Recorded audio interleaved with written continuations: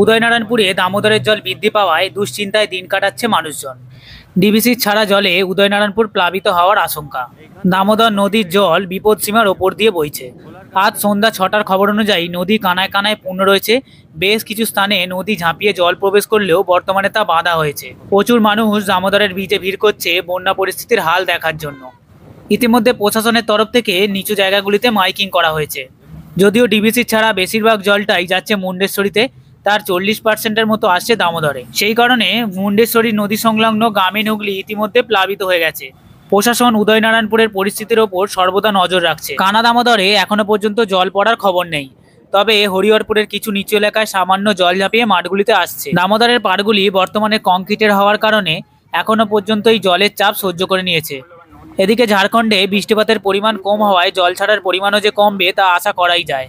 রাত্রি 8:30টার খবর অনুযায়ী হরিহরপুরের নিচু এলাকাগুলিতে